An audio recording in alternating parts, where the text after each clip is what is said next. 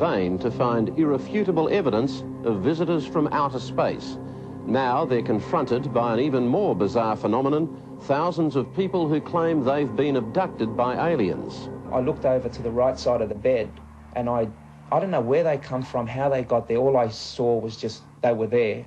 But there are many skeptics. Why do people suddenly feel this urge to believe that there is something powerful outside us? Is it because of the collapse of religion? The fascination with alien abductions has spread to Australia, and scientists are fighting back against the phenomenon of alien encounters. And that's our story tonight.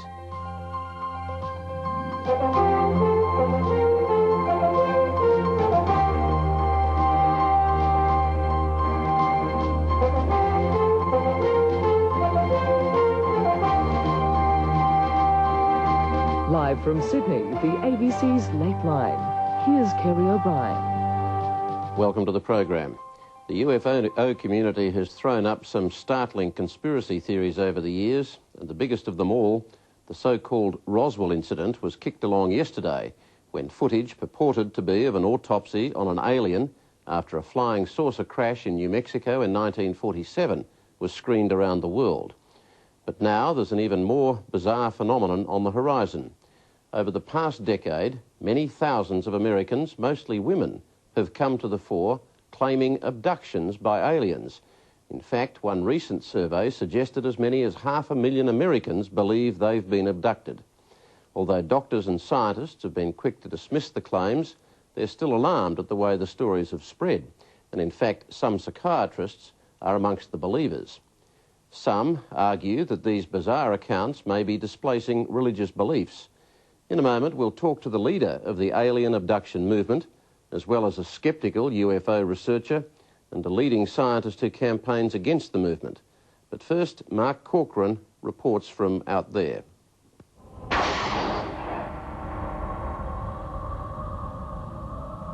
In 1985, American writer Whitley Strieber claimed he was abducted by aliens. His best-selling book of the alleged encounter, titled Communion, was swiftly followed by the full Hollywood treatment. Since then, thousands of Americans claim to have experienced similar abductions, complete with bizarre sexual examinations. You've broken my mind.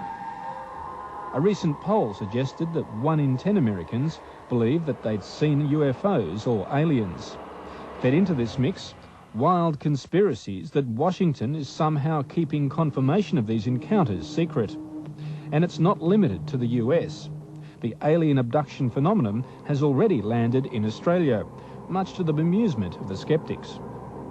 Why do people suddenly feel this urge to believe that there is something powerful outside us? Is it because of the collapse of religion? Is it because authority figures that some people tend to regard with some awe have let us down so badly in recent years, and that people are looking for some external authority figure to give meaning to their lives? I really don't know.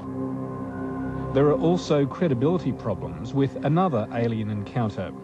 A film released worldwide yesterday purported to show the autopsy of an alien retrieved from a spaceship that crashed near a US Air Force base at Roswell, New Mexico in 1947. In the so-called Roswell incident, alien bodies and spacecraft remains were then secretly disposed of in a huge cover-up. Many UFOologists believe the Roswell story, but suspect the film may be fake. So, is seeing really believing? An amateur cameraman captured these images over Western Sydney late last year. This type of sighting is the bread and butter of established UFO researchers, who now fear that alien abduction claims may harm their credibility. Researcher Bill Chalker says of the 100 alien abduction cases in Australia that he's looked at, less than 10 warrant further investigation. UFO abduction cases present less sort of compelling evidence than sort of what I would interpret as mainstream UFO events, landing cases, so-called electromagnetic cases, radar visual type cases. They have sort of more hard, tangible evidence to deal with, and in most abduction type cases, our experience has been that there's very little in the way of compelling physical evidence, but certainly there's some fairly compelling emotional evidence in terms of the impact it has on witnesses. But the one abduction case that really excites the UFOologists centres on this woman. She conceals her identity and uses a false name, Kelly Carl, to avoid ridicule. Kelly claims the encounter occurred 2 years ago as she and her husband were driving past this paddock in the Dandenong Ranges near Melbourne. And in the field was, I suppose I could just call it a craft.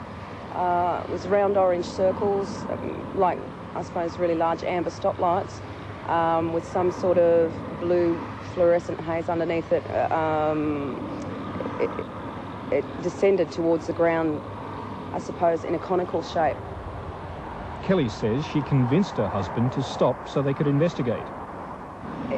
It looked like just one figure that came out on the field. At first it was tall and black, and it came out in front of the craft, and it quite amazed me because I wasn't expecting to see people. I mean, it was amazing enough seeing what we were seeing.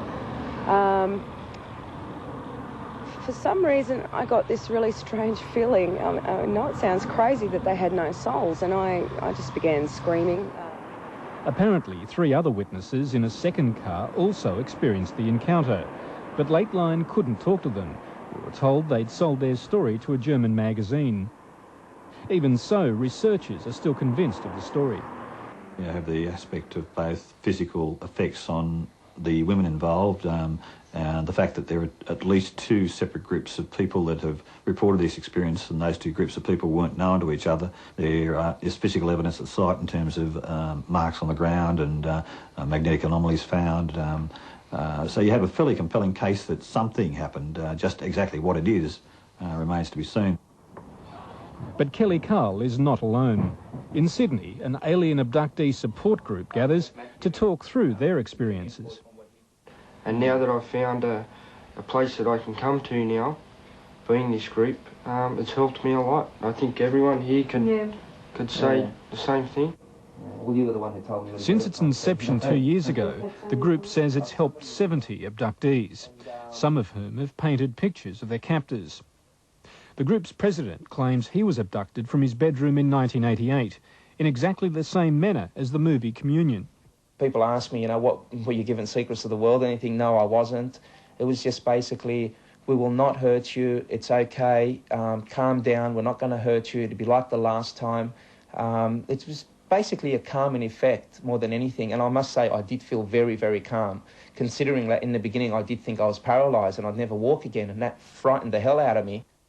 He claims alien experiments left what he calls scoop marks on his legs, apparently a common trait with abductees. I often find scars on my body too. The cat scratched me, or I've been doing a bit of gardening, and you don't really notice them when they happen, and then you think, I wonder where I scratched that. I mean, people, it's a deep desire to believe that there's something significant in things that otherwise, in normal circumstances, you'd regard as rather insignificant. The government-funded Project Phoenix has been engaged in a fruitless search of the galaxies for alien radio signals. Many in the scientific community want to believe in UFOs. The only problem is they've found no evidence. Other scientists suggest that alien encounters are the product of hallucinations, caused by unusual magnetic fields created by the movement of tectonic plates in earthquake zones, and that the large number of alien encounters along fault lines may explain why they are so common in California. Another scientific theory, hypnagogic imagery, where the person falls asleep instantly. Hearing is reduced. The sufferer thinks the engine has stopped while experiencing an intense hallucination. But none of this convinces the true believers. If I saw someone stab someone in a back alley somewhere, I could stand up in court and testify, and that would be enough to put that person away for life. Now, here we have scientific evidence here. I mean, the whole world mightn't have seen it, but it's there, and yet it's not enough. It's never going to be enough as long as there's people that don't want to believe. It's as simple as that. I'd love to think there was other life out there. It's a fairly bleak thought if you think we're the only intelligent species in the entire universe. But what I need is some evidence to go beyond my wishes. That report from Mark Corcoran. Now to our guests. Bud Hopkins is the founder of the Intruders Foundation and one of the leaders of the alien abduction movement in the United States. He's worked with 500 abductees and is the author of the books Missing Time and Intruders, which was made into a television miniseries in 1992 and he joins us tonight from Boston. Jenny Randles has been researching UFO sightings and reports since 1969. She was Director of Investigations for the British UFO Research Association until last year, when she resigned in protest at what she regarded was an increasingly sensationalist approach. And Jenny Randles is in Manchester. Paul Gross is Professor of Life Sciences at the University of Virginia. He was convener of a New York Academy of Sciences conference on the flight from science and reason. And he's also co-author of a book called Higher Superstition.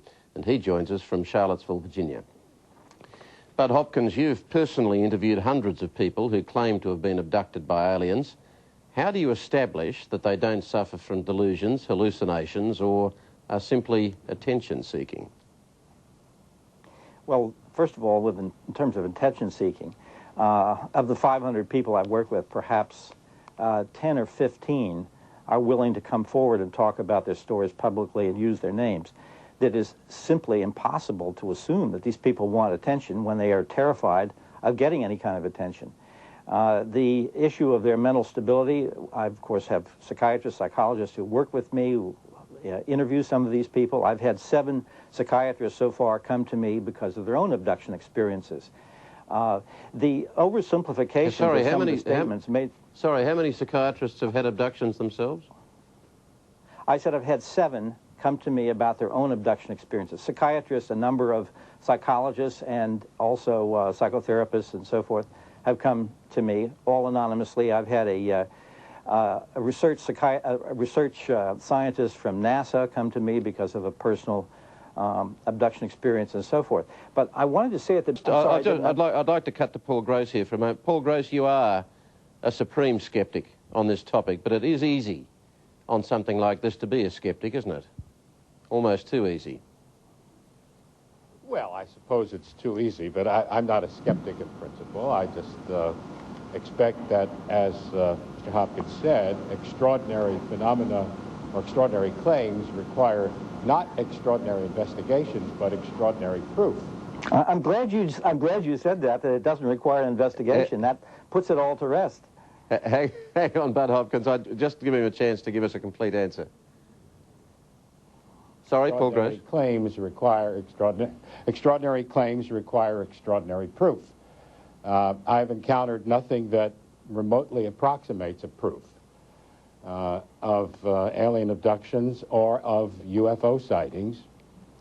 So I remain a skeptic, if you want to use that term to describe me, but all the phenomena reported are certainly possible. I just don't know any evidence for them. There is no shortage, though, is there, of highly credible mainstream scientists who do believe that there is intelligent life elsewhere in space.